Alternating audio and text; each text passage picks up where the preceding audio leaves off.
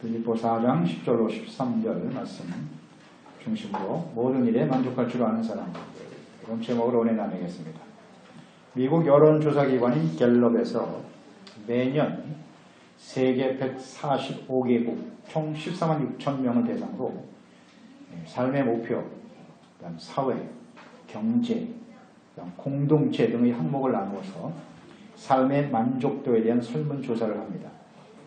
특정 수치를 기준으로 한 것이 아니라 단순히 사람들이 그저 삶에서 느끼는 만족도, 사회에 대한 만족, 사람들과의 관계에 대한 만족, 이런 것들을 조사해서 매긴 것이기 때문에 다소 의외의 결과들이 있기는 하지만 2015년 조사 결과에 보면 삶의 만족도, 그 순위를 보면 최상위 순위에 오른 나라들이 1위가 파나마, 2위가 코스타리카, 3위가 포르토리코, 그 다음 스위스, 벨리스, 칠레, 덴마크, 과테말라, 오스트리아, 멕시코, 1위서부터 10위까지. 대부분이 남미 나라예요. 남미 국가들이 삶의 만족도가 굉장히 높다. 그 다음 최하위 순으로 보면 145위가 아프가니스탄, 부탄, 카메룬, 토고, 튀니시아, 콩고, côte-d'Ivoire, 베닌, 아이티, 가나, 대부분이 서북부 아프리카 애들. 이 나라들이 최하위 만족도가. 한국이 몇인지 아세요? 145개국 중에 117위. 2014년도 조사에는 75위였어요. 그런데 한 해 만에 117위가 됐어요.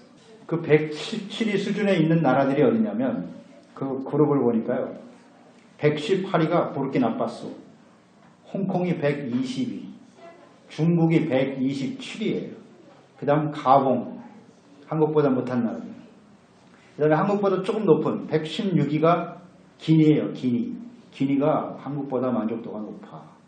모로코, 보츠와나, 니제르, 팔레스타인, 이런 나라들이 한국보다 이 사람들이 더 삶의 만족도가 높다는 거예요. 참고로 미국이 23위입니다. 일본이 92위, 에스파냐 55위예요. 그래도 이 에스파냐 사람들 우리보다 훨씬 삶의 만족도가 높다. 이렇게 조사가 됐어요. 이건 갤럽에서 한 것이고요. 여러분들 찾아보시면 자료로 다 볼 수 있습니다. 그러니까 만족이라고 하는 것은 모자람이 없이 충분하고 넉넉한 그런 의미를 갖고 있죠. 그래서 사람들은 욕구의 충족을 통해서 만족을 추구하려고 합니다. 그러니까 사람들은 자신의 욕구가 채워지면 만족을 누릴 수 있다. 이런 생각을 하기도 하고요. 반대로 욕구를 억제하거나 혹은 욕심을 버리면 우리가 만족한 삶을 살 수 있다. 이런 주장을 하기도 합니다. 자, 우리는 만족을 위해서 욕구를 끊임없이 채워가야 할까요? 아니면 비워가야 할까요? 철학자인 파스칼이 이런 말을 했습니다. 인간의 마음속에는 커다란 구멍이 뚫려 있다. 그 구멍은 세상적인 쾌락이나 물질, 명예, 권세를 채울 수 없다. 그럴 경우 오히려 실망과 불만족과 허무만이 남게 된다. 오직 그 구멍을 채울 수 있는 것은 끊임없이 부어주시는 그리스도의 사랑뿐이다. 그래서 인간은 그리스도를 마음에 모실 때만 진실한 만족을 느끼는 것이다. 라고 말했습니다. 욕구 충족으로 얻으려고 하는 이 만족이라는 것은 바닷물을 마시는 것과 같습니다. 그래서 끊임없이 욕구를 충족시킬수록 더욱더 목마르게 하는 것이죠. 오늘 본문 말씀 사도 바울은 이렇게 증거하죠. 4장 11절에 내가 궁핍함으로 말하는 것이 아니라 어떤 형편에 있든지 나는 자족하기를 배웠다. 만족을 배웠다고 고백하고 있습니다. 이 사도 바울이 어떠한 형편에 있든지 만족하며 살아가는 법을 배울 수 있었다라는 고백을 하고 있는데요. 사도 바울이 살아왔던 그 삶의 현실은 그렇게 만족할 만한 형편이 아니었습니다. 그럼에도 불구하고 그는 그렇게 모든 일에 만족하며 살아갈 수 있었던 이유는 무엇일까? 그런 고백을 할 수 있었던 이유는 무엇이었어요? 우리가 그리스도인으로 살아가고 있는데요. 이 그리스도인들도 사도 바울과 같이 모든 일에 이렇게 만족하며 살아가는 사람들이어야만 합니다. 그게 진짜 그리스도인입니다. 참된 만족을 누리며 살아가고 계신가요? 참된 만족을 누리는 사람, 어떤 사람들일까요? 첫째, 어려운 형편에서 만족을 배우는 사람입니다. 10절로 11절이죠. 내가 주 안에서 크게 기뻐함은 너희가 나를 생각하던 것이 이제 다시 싹이 남이니 너희가 또한 이를 위하여 생각은 하였으나 기회가 없었느니라. 내가 궁핍함으로 말하는 것이 아니라 어떤 형편이든지 나는 자족하기를 배웠노니. 사도 바울은 빌립보 교회 성도들로 인해서 지금 주님 안에서 크게 기뻐하고 있다라고 고백하고 있어요. 그 이유가 뭐냐면 사도 바울을 생각하던 것이 다시 싹이 났다. 그게 원인이다. 그러니까 사도 바울이 전해준 복음을 듣고 구원받은 교회, 그래서 세워진 교회가 빌립보 교회죠. 그래서 빌립보 교회는 사도 바울의 선교 사역을 위해서 누구보다도 함께 동역하며 또 선교 헌금을 보내면서 협력했던 교회가 빌립보 교회입니다. 그런데 언제부터인지 이 빌립보 교회에서 사도 바울을 위해 드렸던 그 선교 헌금이 중단됐어요. 더 이상 선교 지원이 되지 않았습니다. 그 시간이 굉장히 많이 흘렀어요. 그러고 있다가 사도 바울에게 다시 빌립보 교회가 선교 후원을 하면서 헌신하게 되었다는 거죠. 싹이 났다는 뜻은 그런 의미입니다. 그래서 이로 인해서 바울이 마음속에 큰 기쁨이 있었다. 왜 그러면 이 빌립보 교회가 사도 바울의 그 선교 사역을 계속 지원하지 못했을까? 오늘 이 사도 바울은 그렇게 말했네요. 당신들이 생각은 있었지만 기회가 없었을 것이다 라고 말씀하고 있습니다. 그런 실제적인 원인이 핍박이 심해졌기 때문일 수도 있고 그 경제적인 어려움이 원인이 될 수도 있었을 것이고 또 은혜를 잊어버리고 복음 전파나 선교에 대한 무관심, 아니란 생각 이런 것들이 원인이 될 수도 있었겠지요. 그러나 사도 바울은 당신들이 생각은 있었지만 기회가 없었을 것이다 라고 긍정적인 것으로 생각하네요. 이제 그러던 중에 빌립보 교회가 이제 사도 바울이 로마의 감옥에 있다는 소식을 듣게 돼요. 사도 바울이 워낙 넓은 지역 많은 나라들에게 복음을 전했기 때문에 오늘날 같이 이렇게 통신 수단이 잘 발달되어 있지도 않고 지금 사도 바울이 어디 가서 무슨 사역을 하는지 아마 빌립보 교회가 파악하기가 쉽지 않았을 거예요. 그래서 계속 후원하지 못했지 않았나 하는 생각도 있는데요. 결국 로마의 감옥에 있다는 소식을 듣게 돼요. 빌립보 교회가. 그래서 한참 중단되어 있다가 그 에바브로 디도를 보내요. 디도를 빌립보 교회에서 파송해서 로마에 있는 바울을 지극정성으로 돌봅니다. 이것이 바울에게는 큰 위로와 기쁨이 됐다는 거예요. 큰 기쁨이 될 수 있었다. 당시에 로마의 감옥에서 신교를 앞두고 있었던 사도 바울. 많은 사람들이 바울이 로마의 감옥에 있는 곳으로 인해서 굉장히 두려워했어요. 자신들도 바울과 같이 고난을 당할까 봐 두려워했고요. 그래서 사도 바울을 떠났어요. 다 그 곁을 떠나버렸고 후원하고 지원하는 그런 사람들도 다 중단됐어요. 그런데 그때에 오히려 빌립보 교회는 감옥에 집사를 파견하고 그래서 후원하고 지원했던 그런 교회였던 것이죠. 그래서 사도 바울이 빌립보 교회의 지원이 끊어져서 어려운 형편에서 사역을 감당하고 있었지만 그런 어려운 형편 속에서도 궁핍함 중에도 오히려 스스로 만족해하며 살아가는 것을 배웠다. 이것을 고백하고 있네요. 궁핍하기 때문에 하는 말이 아니라 그랬어요. 어려운 여건 속에서도 만족하는 법을 하나님께로부터 터득할 수 있었다는 거죠. 그러니까 궁핍한 중에서 어려운 형편 중에서 만족을 배웠다. 이런 사람만이 진실로 모든 삶 속에서 만족을 누릴 수 있겠지요. 자족한다라는 표현을 썼는데 이것은 스스로 만족한다는 것이고요. 다른 사람이 볼 때는 어떨지 모르지만 그 어려운 형편 속에서도 자기 자신은 만족한다는 뜻이에요. 그리고 어떠한 상황에서도 완전히 초연해지는 거예요. 상황에 영향을 받지 않는 이것이 이제 자족이라는 의미인데요. 자, 어려운 형편에서 궁핍을 느끼지 않았다, 만족했다라는 것인데 처음부터 그랬을 것 같지는 않아요. 바울도. 하지만 하나님의 인도하심을 따라 살아가면서 배우고 터득하게 되었다라는 것이죠. 사도 바울은 출신이 좋은 사람입니다. 가난하고 무시당하고 멸시당하며 산 사람이 아니에요. 존귀한 위치에 있었던 사람이고 삶의 환경이 아주 좋은 그런 상황 속에 살았어요. 그러던 사람이 갑자기 예수님 때문에 멸시 천대당하고 무시를 당하는 거 견디는 거 쉽지 않습니다. 부유한 속에 살다가 한 끼 한 끼 그냥 끼니를 걱정하는 삶을 살아가는 거 그거 견디기 쉽지 않아요. 그러나 그랬던 사도 바울이 모든 과정에서 궁핍하고 어려운 상황 속에서 만족이라는 게 무엇인가를 알았다는 거죠. 사도 바울의 사역은 처음부터 그렇게 풍족하고 사람들에게 인정받고 그런 삶이 아니었거든요. 그래서 고린도 후서 11장 26절에 말씀하죠. 여러 번 여행하면서 강의 위험, 강도의 위험, 동족의 위험, 이방인의 위험, 신의 위험, 광야의 위험, 바다의 위험, 모든 게 위험이야. 거짓 형제 중에 위험을 당하고 또 수고하며 애쓰며 여러 번 자주 못하고 줄이고 목마르고 여러 번 굶고 춥고 헐벗었다. 바울의 삶이 이랬다고. 그런 삶 속에서 어떤 형편이든지 스스로 만족하는 법을 배울 수 있었다. 위험이 계속되는데요. 수많은 위험을 만났다는 거죠. 그런 위험 속에서 만족을 느낄 수 있었다. 배울 수 있었다는 건 어떤 의미일까요? 수많은 죽음의 위기를 지나면서 위험을 지나면서 야, 내가 지금 이 순간에 이렇게 살아있다고 하는 것, 내가 생명을 가지고 있다는 것이 얼마나 귀한 일인가를 깨달았다는 얘기예요. 그것 때문에 만족하고 감사할 수 있었다는 것이죠. 배고픔과 목마름을 경험하면서 야, 내가 지금 마실 물이 있고 먹을 음식이 있다고 하는 것이 얼마나 감사한 일인가 만족한 것을 깨닫게 되었다는 것이죠.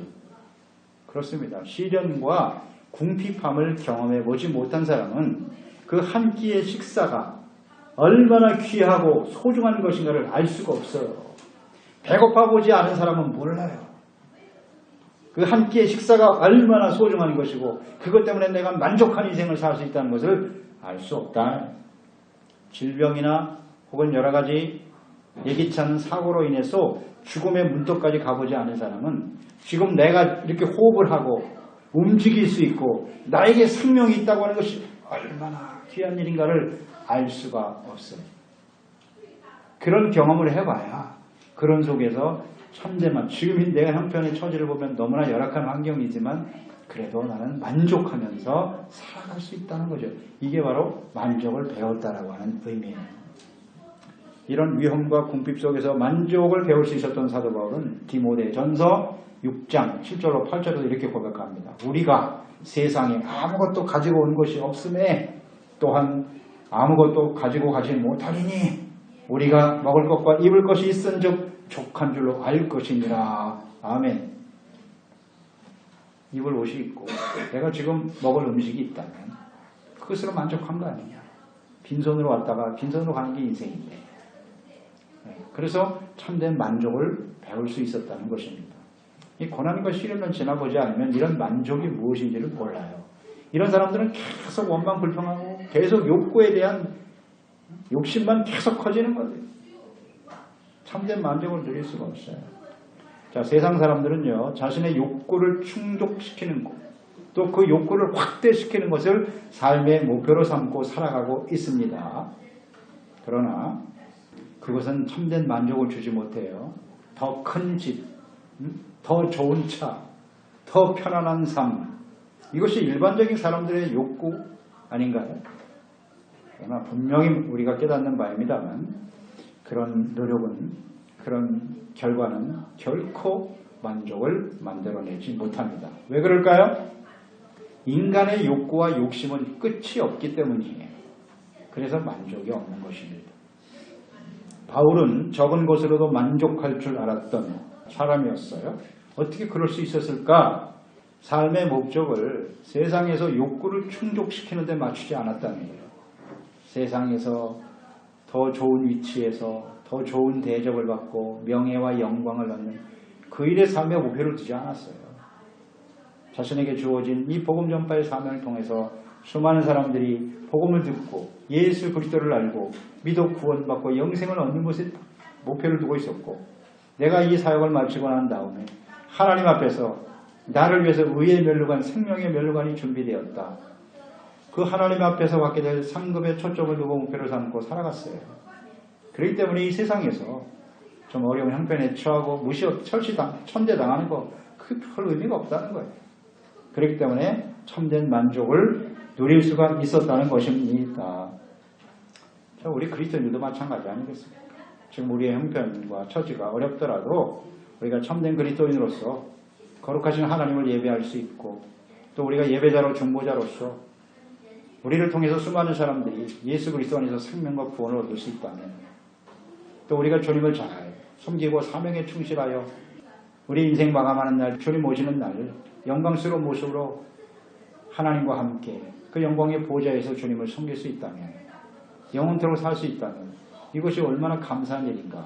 거기에 목표를 두고 거기에 표대를 두고 살아가는 그리스도인들이라고 한다면 우리도 사도 바울과 같이 이런 시련과 어려움 속에서도 참된 만족을 배우고 감사하는 삶을 살아갈 수 있을 것입니다. 두 번째는요, 모든 일에 만족할 수 있는 사람은 어떤 형편에도 잘 적응할 줄 아는 사람. 12절 말씀에 나는 비천에 처할 줄도 알고 풍부에 처할 줄도 알아 모든 일 곧 배부름, 배고픔, 풍부와 궁핍에도 처할 줄 아는 일체의 비결을 배웠다. 이런 고백을 하고 있네요. 그리스도인의 삶은 모든 것이 풍족하고 언제나 영광을 누려야 되고 좀 더 나은 삶을 끊임없이 살아가는 것이다 라고 생각하는데 사실은 그렇지 않아요. 현실은 그렇지 않죠. 예수님께서는 비천한 모습으로 이 땅에 오셨잖아요. 하나님의 아들이심에도 불구하고. 그리고 항상 낮고 천한 모습으로 사셨어요. 예수님의 외모는 낮고 천하세요. 그렇지만 예수님은 어떤 분이십니까? 영광스러우신 하나님의 아들이세요. 천지 만물의 주인이시고 생명의 주가 되시는 하나님이시란 말이에요. 외모는 누추하지만 주님을 따르는 우리 그리스도인들도 주님께서 걸어가신, 주님께서 살아오신 삶을 그대로 본받는 것이 맞죠. 그리스도인들이 세상에서 무시당하고 천시당할 수도 있어요. 다 성공하고 출세하고 그래야만 복을 받는 겁니까? 그렇지 않아요. 얼마든지 예수님과 같은 모습으로 살아갈 수 있어요. 그러나 우리는 어떤 사람들이에요? 이게 중요하죠. 천지 만물을 창조하신 하나님의 사랑받는 자녀고 예수 그리스도를 십자가에 못 박기까지 우리를 사랑하신 우리가 하나님의 자녀 아닙니까? 영광스러운 존재라고요. 좀 이런 생각을 하고 살아가야 되죠. 사도 바울 역시 위대한 선교 사역을 위해 쓰임받은 종이죠. 사람들에게 영광을 받은 것이냐? 그렇지 않았어요. 가는 데마다 반대, 비방, 핍박, 조롱, 멸시, 천대를 받았다고요. 바울이 돌에 맞기도 하고 채찍에 맞기도 하고 억울하게 그냥 감옥에 들어가기도 하고. 사도 바울은 인간적으로 봐서 그런 대접을 받을 사람이 아니거든요. 절대로요. 그런데 이런 시련과 천대받는 삶을 살았단 말이죠. 그러니까 바울은 비천한 모습으로 살았지만 그것으로 인해서 원망하거나 그런 일들을 부끄러워하지 않았다라는 거예요. 우리 그리스도인들도 마찬가지죠. 사람들보다 좀 못하면 어때요? 그걸 말씀드리지만 우리 그리스도인들이 다 월등하고 완전한 삶을 살아야 되냐? 그렇지 않아요. 다른 사람에 비해서 열등할 수 있어요. 모든 면에서 지식도 그렇고 여러 가지 상황 속에서 열등할 수 있지만 우리 그리스도인들의 열등감은 없어요. 열등감은 없다고요.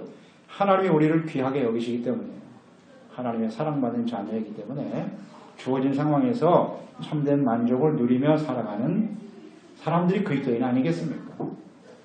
영광스러우신 하나님이신 예수님께서도 그렇게 멸시를 당하셨고 무시를 당했다면 우리 그리스도인들이 그런 취급당하는 건 당연한 거 아니겠어요? 그 비천한 것에 대해서 우리는 견디지를 못해요. 그것 때문에. 비천한 삶에 처하면 믿음이 없는 것처럼 나의 신앙이 잘못된 것처럼 그렇게 생각하는데 그렇지 않습니다. 오히려 그런 상황 속에서도 참된 만족을 누릴 줄 아는 사람들이 되어야 하겠습니다. 우리 같은 사람들이 예수님도 비천한 모습으로 사셨는데 우리가 그런 취급을 받는 건 마땅한 거 아니에요? 자존심이 상합니까? 자존심 상할 일이 뭐가 있습니까? 우리가 뭘 그렇게 대단한 존재라고. 그래서 만족이 없어. 그러니까 우리가 비천하거나 궁핍해도 예수님 때문에 우리는 만족할 수 있는 것이고, 또 하나는 반면에 풍부한 일에 처했을 때, 풍부할 때 이때도 우리가 만족할 수 있는가 하는 문제인데요.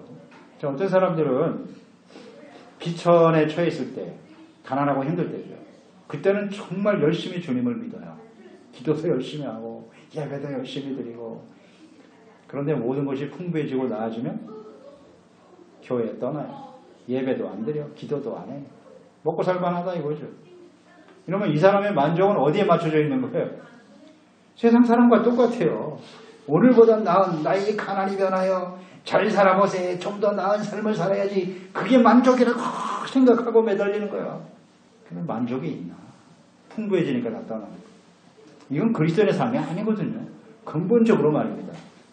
궁핍에 처하고 배고프고 어려울 때에도 하나님 앞에 만족할 줄 알고 감사할 수 있는 사람들이 참된 그리스도인입니다. 배부르고 풍부할 때 만족하는 삶이란 무엇일까요? 모든 것이 풍족할 때 만족할 수 있다는 얘기는 편안함에 안주하여 게으름에 빠져 살지 않는 거예요. 오히려 풍부해질 때 더더욱더 하나님께 감사하고 헌신하고 충성하는 사람이 되겠죠. 사명에 충실하면서 주님을 섬기는 사람, 이런 사람이 진짜 만족을 하는 사람이에요. 어떤 형편이든지 잘 그 상황에 적응해서 만족할 줄 아는 사람이 되자. 이거 사실 중요한 문제입니다. 본질적인 문제로. 이런 참된 만족을 누리고 있나요? 세 번째는 오직 주님의 능력을 믿고 의지하는 사람이 돼야 모든 일에 만족하며 살 수 있다는 거죠. 13절에 내게 능력 주시는 자 안에서 내가 모든 것을 할 수 있느니라. 그리스도인의 삶의 여정은 항상 모든 것이 풍족하고 윤택하고 편안함을 추구하는 것이 아니라 예수님과 사도들과 같이 때로는 비천에 처할 때도 있고요. 모든 것이 풍부할 때도 있는 것이다. 그러니까 비천할 때 낙심하거나 원망 불평하지 않는 것이고 그때 더욱 주님을 믿고 의지해야죠. 그리스도로 말미암아 감사할 수 있어야 되는 것이고요. 또 모든 것이 풍부할 때 교만해서는 안 되고요. 게으르지 말아야 된다 그랬어요. 더욱 감사하고 겸손함으로 만족해하면서 살아가는 사람들이 자족하며 살아가는 만족을 누리며 살아가는 그리스도인이라고 할 수 있을 것입니다. 바울이 이러한 모든 형편에서 이렇게 자족할 줄 아는 이런 참된 만족을 배울 수 있었던, 누리며 살아갈 수 있었던 비결은 무엇이었을까요? 어떻게 그럴 수 있었을까요? 그가 인격적으로 뛰어난 성자이기 때문입니까? 사도 바울도 우리가 똑같은 사람이에요. 슈퍼맨이 아닙니다. 특별한 사람이 아니라고요. 오히려 예수 믿는 사람들을 핍박하고 교회를 핍박했던 사람이에요. 그 이유는 분명합니다. 이게 고백하고 있죠, 바울이. 내게 능력 주시는 자 안에서 내가 이 모든 것을 할 수 있다. 그러니까 모든 형편에서 만족하며 감사하며 변함없이 사명에 충실할 수 있었던 이유는 주님께서 내게 능력을 주셨기 때문이다. 이렇게 고백하고 있어요. 그러니까 자신의 의지와 노력으로 이런 만족을 누리며 살아갈 수 있었던 것이 아니라는 거예요. 하나님이 공급해 주는 능력을 힘입었을 때 그 어려운 형편에서도 만족하고 감사할 수 있었다. 자, 우리의 의지와 노력으로 모든 것이 어려울 때, 가난하고 궁핍하고 힘들 때, 혹은 또 모든 것이 풍족해서 부유해질 때 흔들림 없이 감사하며 만족하며 주님을 섬기면서 주어진 사명을 감당할 수 없습니다. impossible. 우리의 힘과 의지와 노력으로는 절대 불가능해요. 참된 만족하는 삶을 살 수 없어요. 아멘이십니까? 아니라고요? 나는 만족하고 살아가는데요. 그 상태에서 여러분의 건강을 걷어가면 어떨 것 같습니까? 지금은 움직이고 살만하니까 괜찮겠죠? 생활도 괜찮아요. 살만해요. 갑자기 그 모든 것이 사라지고 빚만 계속 늘어나고 한번 그렇게 바뀌어 보세요. 그 상황에서 만족할 수 있다고요? impossible. 불가능해요. 우리의 힘으로는 절대 이런 만족을 누릴 수 없어요. 다 하나님의 은혜로 사는 거 살고 있는 것 뿐이에요. 오직 주님 안에서 그런 능력이 우리에게 부어질 때만이 만족을 누리며 살아갈 수 있는 것입니다. 예수 그리스도께서 혹은 성령님께서 주시는 은사, 사랑, 평안, 기쁨 혹은 말씀 묵상을 통해서 주시는 권면과 책망, 위로와 소망 이것이 바로 능력이에요. 예수께서, 성령님께서 말씀을 통해 주시는 그런 능력이 우리를 그 모든 상황 속에서 만족하게 할 수 있는 것입니다. 그리스도인으로 주님을 섬기며 살아가면서 당하게 되는 비천함. 우리가 나름대로 열심히 주님을 섬기며 살아가죠. 살아가는데 현실은 그렇지가 않아요. 주님께서 우리에게 복을 주시고 건강도 주시고 더 나은 삶을 주실 것이라고 성경에 약속하셨어요. 하나님께서 그런 능력도 충분히 있으신 분이세요. 그런데 그렇게 열심히 섬기는데도 삶의 변화가 일어나지 않는 거야. 여전히 가난하고 여전히 무시당하고 그렇게 살아가고 있어요. 그러면 그럴 때 하나님이 주시는 능력이란 뭐냐? 오늘 이 말씀 여러분들 잘 알죠? 항상 묵상하고 여기에 나타나는 능력을 날마다 사모하고 있어요. 내게 능력 주시는 자에서 내가 모든 것을 할 수 있다. 이 능력이 도대체 무슨 능력이라고 생각하십니까? 이 가난하고 멸시당하는 삶을 하루아침에 변화시켜서 내가 부자가 되고 명예를 얻는 능력을 주시옵소서. 이런 능력으로 이해하는 사람들이 많아요. 이 말씀을. 그러면 만약에 그런 능력으로만 이해한다면 내가 그렇게 열심히 기도하고 매달렸는데 나의 삶은 왜 변화되지 않는 거예요? 시험에 들어버리고 열심히 해봐야 소용이 없다. 이게 하나님 능력이 없으시네. 왜 나는 맨날 이런 삶을 살아야 돼요? 하나님 능력을 똑바로 이해해야죠. 왜 하나님은 나에게 부자가 되는 능력을 주시지 않습니까? 왜 맨날 병들어서 이렇게 골골하며 살아야 돼요? 그 능력을 바르게 이해할 수 있어야 됩니다. 어떤 능력인지 아시겠어요? 이 능력이 가난한 자를 갑자기 부자로 만들어주는 능력이 아니에요. 사람들에게 천대받는 사람을 갑자기 무슨 존귀한 자리에 오르게 하는 그런 능력을 의미하지도 않아요. 나의 삶의 형편은 그대로 변화가 없어도 궁핍하고 힘들어도 그 자리에서 참된 만족과 기쁨을 누리며 살아갈 수 있는 능력이 바로 주께서 주시는 능력입니다. 이게 더 크고 귀하지 않습니까, 여러분? 사도 바울이 말한 능력은 바로 이런 거예요. 얼마든지 주님께서는 우리의 삶에 필요한 걸 채워주실 수 있어요. 주님을 따르는 삶이라고 하는 것이 우리가 지금까지 살아오면서 경험한 거 아닙니까? 모든 것이 풍족하고 잘되고 성공하면요 반드시 떠나요. 반드시. 예외가 한 사람도 없어요. 다 잘되고 부해지면요 다 주님을 떠납니다. 교만해지고요. 그래서 하나님이 못 주고 계시는 거예요. 사실은 주실 수가 없는 거예요. 그런 경우가 훨씬 더 많아요. 세상에서 잘됐다 예수님 떠나버리면 아무 소용없잖아요. 영생을 놓쳐버리면 뭐해요. 그래서 주님이 유보하고 계시는 거지. 그러나 그런 상황 속에서 어려운 상황에 있어서 정말 만족하고 하나님께 감사하고 헌신할 수 있다면 그것이 훨씬 더 하나님의 마음을 감동시킬 수 있는 거예요. 나도 행복하고 하나님도 기뻐하시고 이게 성공적인 인생 아닌지 모르겠어요. 생각해보세요. 세상에서 허위호식하고 예수님 떠나서 살아가는 게 행복인지 참된 만족한 인생인지 거기엔 만족 없어요. 절대 없습니다. 자기가 그렇다고 여길 뿐이지. 어려운 것 속에서도 하나님이 주시는 능력 안에서 감사하고 만족하고 기뻐하며 주님을 찬양하는 것이 정말 성공하고 행복한 인생인지 말입니다. 요셉이 억울하게 형제들에 의해서 애굽의 종으로 팔려갔죠. 이 요셉이 정말 만족을 아는 사람이거든요. 억울하죠. 죄진 것도 없이 형제들의 시기 질투로 종으로 팔렸어요. 보디발의 종으로 끌려갔는데 거기서도 이 사람이 얼마나 성실한 친구예요. 웬만한 사람 같으면 원망 불평하고 하나님이 계십니까 안 계십니까 이러고 있을 거예요. 성실해. 아주 충성을 다해.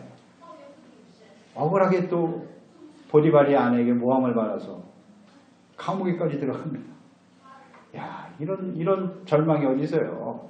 근데 그 속에서도 만족할 줄 알아. 요셉은 주여 하나님께서 그래도 나를 통해 주신 그 비전과 꿈을 이루어 주실 겁니다. 거기서도 감옥 속에도 성실해. 충성스럽고. 하나님의 때가 되니까 꿈 해몽을 통해서 주님이 부르실 하나님의 때에 애굽의 총리로 올리는 거죠. 잘 생각해 보세요. 종으로 팔렸던 요셉이 애굽의 총리가 되는 능력? 그 능력만을 바라보십니까? 그 과정을 묵상하셔야 돼요. 그 과정을 종으로 팔려도 감옥 속에 들어가도 비천한 곳에 있어도 그곳에서 만족하고 주님을 바라볼 수 있고 흔들림 없이 이게 진짜 능력이에요. 이렇게 능력입니다. 그런 사람을 하나님이 사용하셔서 주님의 영광을 위해 쓰임받는 삶이 되게 하시는 것입니다. 자, 우리는 주님께로부터 어떠한 능력을 구하고 있습니까? 또 우리는 모든 일에 만족하며 감사하고 있습니까? 어떠한 형편에서도 주님께서 주시는 능력을 힘입어 정말 모든 일에 어떤 형편에 처하든지 사도 바울과 같이 만족하고 감사할 수 있는 저희들이 되어야 하겠습니다. 늘 말씀드리지만 사도 바울만 그렇다면 이건 진리가 아니에요. 사도 바울만 그런 감사를 할 수 있고 그런 만족을 할 수 있다? 그건 진리가 아니라고요. 예수 안에 구원받은 사람들은 다 이와 같은 모습으로 살아가는 것이 맞다는 거예요. 그런 만족을 누리며 살아야지. 그래서 하나님 앞에 정말 하나님을 영광스럽게 하고 기쁘시게 하는 참된 만족과 기쁨을 누리는 저희들이 되어야 하지 않을까요? 누가 우리에게 물는다면 당신의 삶은 만족합니까? 예, muy contento. 이거 확실하게 대답할 수 있어야 돼요. 인상 있으면 예수 믿는 사람들이 그냥 불평하고 원망하고 그런 사람 누가 예수 믿겠습니까? 그런 사람 보고 그런 우리 주변에 있는 모든 사람들이 있을 텐데 우리 지켜보고 있을 텐데 그런 예수 믿겠습니까? 만족해야 돼요. 감사하고 모든 것이 없어도 예수 때문에 만족하고 감사하고 찬양하고 이게 진짜 전도예요. 이런 게 전도죠. 그리스도인으로 삽게 사는 것이 이런 풍성한 은혜가 임하시기를 축원합니다. 기도했습니다. 하나님 아버지 오늘도 우리 만족에 대해서 묵상을 해보았어요. 말씀 들었습니다. 사도 바울이 모든 일체 삶의 여정 속에서 만족하는 것, 지족하는 걸 배웠다 그랬는데요. 그의 삶의 여정은 위험과 끊임없는 고통과 시련의 연속이었죠. 그런 속에서도 어떻게 이런 만족을 누리며 살아갈 수 있었을까? 예, 예수 안에서 주신 능력이라고 했어요. 그 능력은 가난한 자를 갑자기 부자가 되는 능력이 아니라 비천한 자들이 갑자기 존귀한 자가 되는 그런 능력이 아니에요. 우리의 욕구를 충족시켜주는 그런 능력이 아니에요. 주님은 그런 능력으로 역사하지 않으세요. 충분히 주님께서는 하실 수 있지만 이런 어려운 형편 속에서도 혹은 또 풍부할 때에도 편함없이 만족하고 감사하며 주님을 섬길 수 있는 것이 이게 진정한 능력입니다. 이런 능력을 가지고 만족하며 감사하며 주님을 섬기는 우리 모두가 되게 하여 주시옵소서. 예수님의 이름으로 기도드렸나이다. 아멘.